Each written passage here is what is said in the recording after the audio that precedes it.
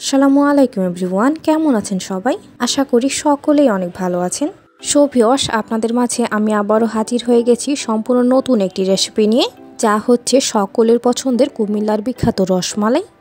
ছানা তৈরির ঝামেলা ছাড়াই গুঁড়া দুধ দিয়ে কীভাবে পারফেক্ট রসমালাই তৈরি করবেন তার সকল প্রকার টিপস সহ রেসিপিটি আপনাদের সাথে শেয়ার করার চেষ্টা করেছি। তো আমাকে অনেকেই প্রশ্ন করে থাকেন যাদের রসমালাই গলে যায়, ভেঙে যায়, এমনকি দুধের সাথে সম্পূর্ণভাবে মিশে যায়। তো তাদের কাছে আমার একটাই রিকোয়েস্ট থাকবে, ভিডিওটি স্কিপ না করে সম্পূর্ণটাই দেখবেন, তাহলে আপনাকে আর কখনোই এই প্রবলেমগুলো ফেস করতে হবে না। সো বরাবরের মতোই আজকের আমার এই রেসিপিটাও সহজ এবং সিম্পল হতে যাচ্ছে। আশা করছি আপনাদের ভালো লাগবে এবং উপকারে আসবে। আর ভালো লাগলে অবশ্যই একটি লাইক দিয়ে দিবেন। সো সবাইকে ওয়েলকাম জানাচ্ছি রেসিপিজ বাই স্নেহজ মম চ্যানেলে। So don't make any delay, let's go to my kitchen and cook. আচ্ছা, তো এইখানে আমি প্রায় 1 কাপ পরিমাণ ফুল ক্রিম বা ফুল ফ্যাট যুক্ত মিল্ক পাউডার নিয়েছি। আর এখানে আপনারা অবশ্যই নিডো অথবা ডানো ব্র্যান্ডের মিল্ক পাউডারটা নেওয়ার চেষ্টা করবেন। তো এবার আমি এখন 1 চা চামচের অর্ধেক মানে প্রায় হাফ চা চামচ পরিমাণ বেকিং পাউডার এখানে দিয়ে দিলাম। আর আপনারা এখানে বেকিং পাউডারের পরিবর্তে 1/4 টিস্পুন বেকিং সোডা ইউজ করতে পারবেন। তো প্রায় হাফ চা চামচ পরিমাণ এলাচের গুঁড়া দিয়ে দিলাম দোকানের মতো খুব সুন্দর একটা ফ্লেভারের জন্য। প্রায় 1 টেবিল চামচ পরিমাণ ঘি এবার আমি এখানে দিয়ে দিলাম। আর আপনারা এখানে ঘিয়ের পরিবর্তে তেলও ইউজ করতে পারবেন, তাতেও কোনো সমস্যা নেই, কারণ দোকানে ওনারা সাধারণত তেল দিয়ে এই মিষ্টিগুলো তৈরি করে থাকেন। আর আপনাদের ভয় পাবারও কিছু নেই, তেল ইউজ করলে মিষ্টি গলেও যাবে না বা ভেঙেও যাবে না। তবে ঘি ইউজ করলে মিষ্টির মধ্যে খুব সুন্দর একটা ফ্লেভার আসে। তো আমি রিকমেন্ড করব, আপনার হাতের কাছে ঘি অ্যাভেলেবল থাকলে আপনি অবশ্যই ঘি ইউজ করবেন। তো এবার আমি ঘিয়ের সাথে সবগুলো উপকরণ একদম সুন্দরভাবে মাখিয়ে নিচ্ছি। আর এইটা আপনি যত বেশি ভালোভাবে মাখাবেন আপনার মিষ্টিগুলো ততটাই বেশি পারফেক্ট হবে।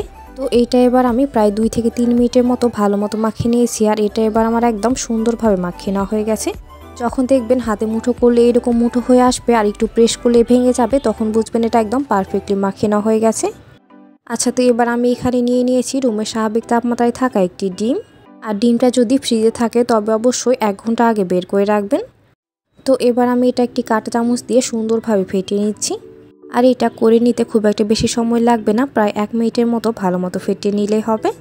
তো এইটা এবার আমার একদম সুন্দরভাবে ফেটিয়ে নেওয়া হয়ে গেছে। দেন এইটা এবার আমি আগে থেকেই মাখিয়ে রাখা শুকনো উপকরণগুলোর মধ্যে সম্পূর্ণটাই ঢেলে দিলাম। আর এইটা আমি মধ্য বরাবর কিছুটা ফাঁকা করে মধ্যে ঢেলে নিলাম, তাহলে এটা মাখিয়ে নিতে সুবিধা হবে। আর 1 কাপ মিল্ক পাউডারের জন্য আপনাকে কিন্তু এখানে অবশ্যই একটা ডিম সম্পূর্ণটা ইউজ করতে হবে। তবে ডিমটা ছোট হলে আপনারা ডিমের পরিমাণটা একটু বাড়িয়ে দিবেন। আর এই ডোটা কিন্তু অনেকটা নরম এবং স্টিকি টাইপের করে মাখিয়ে নিতে হবে। আর এটা বেশি হার্ড হয়ে গেলে আপনার মিষ্টি কিন্তু কখনোই পারফেক্ট হবে না। তাই ডোটা একটু কেয়ারফুলি তৈরি করে নেওয়ার চেষ্টা করবেন। আর এটা খুব একটা বেশি সময় নিয়ে মাখিয়ে নেওয়ার দরকার নেই, যা সবগুলো উপকরণ ভালো মতো মিশিয়ে নিলে হবে। তো এটা এবার আমার একদম সুন্দরভাবে মাখিয়ে নেওয়া হয়ে গেছে। আর এই ডোটা কতটা নরম এবং স্টিকি টাইপের হয়েছে আশা করি আপনারা দেখে নিশ্চয়ই বুঝতে পেরেছেন। তো এই ডোটাকে এবার আমি ঢাকনা লাগিয়ে রেখে দিলাম প্রায় 10 মিনিটের জন্য রেস্টে। আর এর মাঝে এটা একদম সুন্দরভাবে সেট হয়ে যাবে। আচ্ছা, তো এবার আমি এরই ভাগে রসমালাইয়ের মালাটা তৈরি করে নিচ্ছি। এজন্য এখানে আমি দিয়ে দিলাম প্রায় 3 কাপ পরিমাণ লিকুইড দুধ। আর দুধটা আমি 2 বারে দিয়ে নিলাম আর কি। তো এবার আমি সেম পাত্রে মেপে 2 বারে প্রায় 3 কাপ পরিমাণ পানি এর মধ্যে দিয়ে দিলাম। মানে আপনি যে পরিমাণ দুধ ইউজ করবেন তার সম পরিমাণ পানি এখানে ইউজ করতে হবে। কারণ মালাইটা আপনি যতটা বেশি পাতলা করবেন আপনার রসমালাইগুলো ততটাই বেশি পারফেক্ট, নরম, তুলতুলে এবং স্পঞ্জি হবে। আর আমি আরও একটি বিষয় লক্ষ্য করেছি, মালাই ঘন হলে মিষ্টি কিন্তু ভেঙে যাওয়া বা গলে যাওয়ার সম্ভাবনা কিন্তু অনেক বেশি বেড়ে যায়। তাই আপনারা মালাইটা প্রথম অবস্থায় একেবারেই পাতলা রাখবেন। তো দুধটাকে এবার আমি নাড়িয়ে চাড়িয়ে সুন্দরভাবে জাল করে নিলাম। আর এর মধ্যে বলকও চলে এসেছে। দেন এবার আমি এখানে দিয়ে দিলাম প্রায় 1/4 কাপ পরিমাণ চিনি। আর চিনিটা আপনারা বাড়িয়ে কমে নিজের পছন্দ অনুযায়ী অ্যাডজাস্ট করে দিতে পারবেন, তাতে কোনো সমস্যা নেই। তবে পরবর্তীতে মালাইটা ঘন হয়ে যাওয়ার পর মিষ্টিটা কিন্তু একেবারে পারফেক্ট হয়ে যায়, তাই আপনারা ভেবে চিন্তে চিনিটা অ্যাড করবেন। তো মালাইটা এবার একদম একেবারে রেডি। দেন এবার আমি চুলাটা বন্ধ করে এটাকে ঢাকনা লাগিয়ে একটা সাইডে রেখে দিলাম। তো এবার আমি ঠিক 10 মিনিট পর ফিরে আসলাম। আর এর মাঝে মিষ্টির ডোটা একদম পারফেক্টলি সেট হয়ে গেছে। আর এর মধ্যে কিন্তু স্টিকি ভাবটা একদমই নেই, হাতে কিন্তু একটু আর লেগে আসছে না। তো এবার আমি হাতে সামান্য পরিমাণ ঘি মাখিয়ে নিয়ে মিষ্টির ডোটা থেকে ছোট পরিমাণ লেচি কেটে নিয়ে এইটাকে এবার আমি 2 হাতের সাহায্যে ঘুরিয়ে ছোট ছোট এরকমভাবে মিষ্টির বল বানিয়ে নিচ্ছি। তো মিষ্টির বল তৈরি করে নেওয়ার পর সেটাকে এবার আমি 2 হাত দিয়ে ঘুরিয়ে এরকমভাবে রোল করে তৈরি করে নিলাম। তো কুমিল্লার রসমালাইগুলো যেহেতু লম্বা সাইজের হয় তাই আমি মিষ্টিগুলো এরকমভাবে লম্বা করে তৈরি করে নিলাম। তবে আপনারা চাইলে পছন্দ মতো গোল, লম্বা অথবা যে কোনো শেপে তৈরি করে নিতে পারবেন, তাতে কোনো সমস্যা নেই। তবে মিষ্টিগুলো অবশ্যই একদম ক্র্যাকলেসভাবে তৈরি করে নিতে হবে। আপনারা হাতে ঘিয়ের পরিবর্তে তেল মাখিয়ে নিয়েও এই মিষ্টিগুলো তৈরি করে নিতে পারবেন, তাতেও কোনো সমস্যা নেই। তো সেমভাবে আমি আরও একটি মিষ্টি তৈরি করে নিলাম এবং আপনাদের সুবিধার জন্য দেখিয়ে দিলাম। তো এবার সেম প্রসেসে আমি সবগুলো মিষ্টি তৈরি করে নিয়েছি। তবে এগুলো তৈরি করে নেওয়ার পর বেশিক্ষণ অপেক্ষা না করে এগুলোকে এবার কুক করে নিতে হবে। তো এবার আগে থেকে তৈরি করে রাখা মালাইটা এবার আমি আবারও জাল করে এর মধ্যে বলক উঠিয়ে নিয়েছি। দেন এটাকে এবার আমি ভালো মতো নাড়িয়ে নিয়ে সবগুলো রসমালাই এবার আমি এর মধ্যে দিয়ে দিলাম। তো মিষ্টিগুলো দিয়ে নেওয়ার পর এটাকে এবার আমি আবারও ভালো মতো নাড়িয়ে দিলাম। দেন নাড়িয়ে চাড়িয়ে এগুলোকে এবার আমি প্রায় 2 মিনিটের মতো এভাবেই কুক করে নিলাম। তো এবার সবগুলো মিষ্টি মালাইয়ের উপরে ভেসে আসলে পাতিলের ঢাকনাটা এবার আমি লাগিয়ে দিলাম। তো এবার রসমালাইটা এবার ঘড়ি ধরে কুক করে নিতে হবে প্রায় 10 থেকে 12 মিনিট। আর এর মাঝে একবার ঢাকনা খুলে এগুলোকে নাড়িয়ে দিতে হবে। আর মিষ্টিগুলো এমনভাবে কুক করে নিতে হবে যেন সবগুলো মিষ্টি এরকমভাবে বাবলসে ঢাকা থাকে, তাহলে মিষ্টিগুলো একেবারে পারফেক্ট এবং স্পঞ্জি হবে। আচ্ছা, তো এবার আমি ফিরে আসলাম ঠিক 6 মিনিট পর। দেন এবার আমি ঢাকনাটা খুলে মিষ্টিগুলোকে এবার আমি নাড়িয়ে দিচ্ছি। আর এর মাঝে মিষ্টিগুলো সাইজে কতটা বড় হয়ে গেছে আশা করি আপনারা দেখে নিশ্চয়ই বুঝতে পেরেছেন।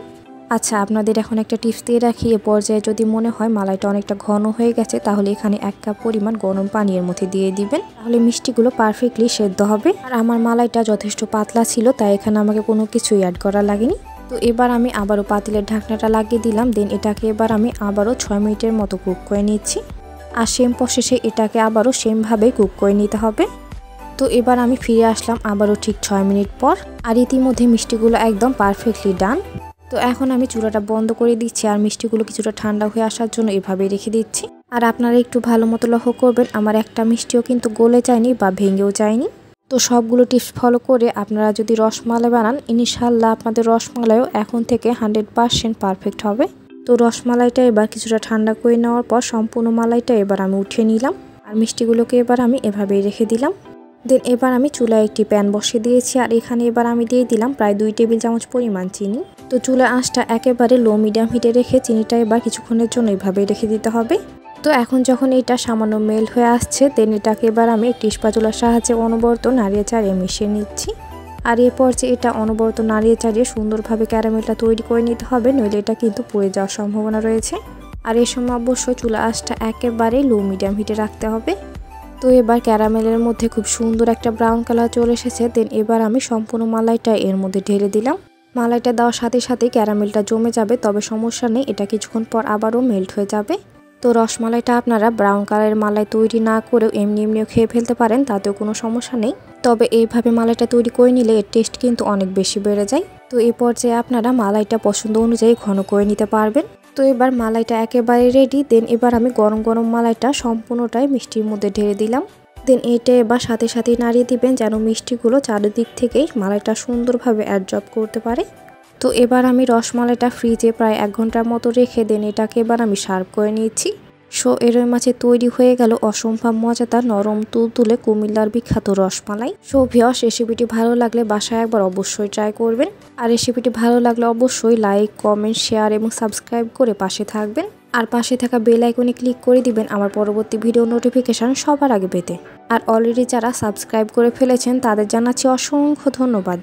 তো এবার রসমালাইগুলো কি পরিমাণ স্পঞ্জি হয়েছে আশা করি আপনারা দেখে নিশ্চয়ই বুঝতে পেরেছেন। আর এই রসমালাইটা একবার ট্রাই করলে বাইরে থেকে রসমালাই কিনে খাওয়ার কথা একেবারেই ভুলে যাবেন।